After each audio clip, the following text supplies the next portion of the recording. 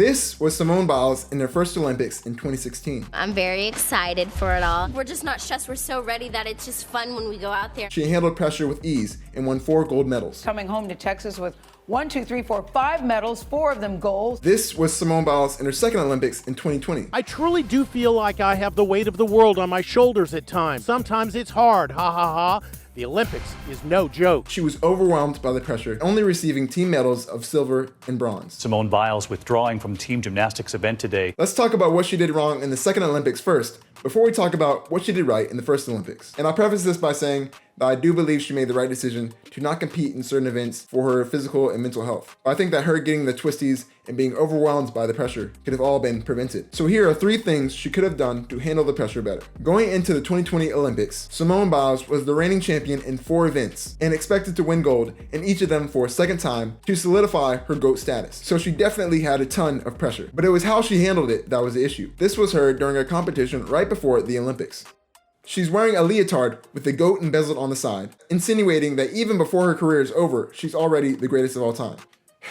Where do I start? Okay, so statistically, she is technically already the greatest of all time. But by wearing that during a competition, all you're doing is putting a target on your back for competitors, because if they beat you, then they beat the greatest of all time. And adding unnecessary pressure, because now you're giving yourself and others the expectation that you're going to win. And typically, when you have the expectation to win, you don't perform as well, because you'll be acting more with the fear of needing to make it come true. This is why humility is so important. This is Roger Federer and LeBron James when asked if they're the GOAT, and both would also statistically have the right to call themselves the GOAT. Why do they call you the GOAT? Some fans call me that. I don't call myself that. Does this now make you the greatest player of all time? Are you now the GOAT?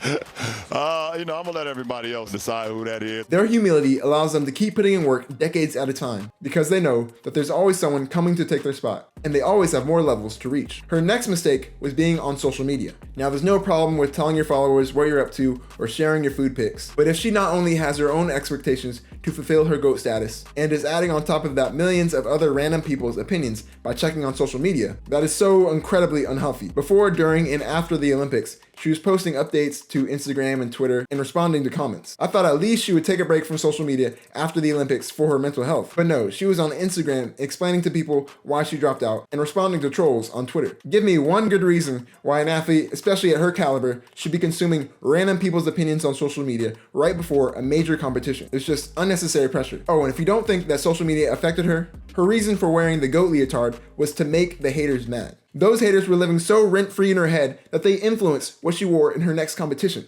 That's insane. If they affected you that much, they already won. They're not mad, they're celebrating. And the last mistake she made was thinking she was invincible. This was an interview right before the Olympics. Are you beatable? I don't know. There's a difference between confidence and overconfidence. And it's definitely overconfidence to believe that there's no way that anyone else can beat you. Everyone makes mistakes and has off days. So if you genuinely think that there's no way that anyone can beat you, then you're overestimating your ability and underestimating your opponents. And that's a perfect combination to get a rude awakening. Okay, now let's get into what she did right in her first Olympics. And it was really all one simple trick. I'm very excited. It's just one more. It's just fun when we go out there. Can you guess what it is? If that wasn't clear enough, let's compare videos of her before her events in 2016 versus in 2020.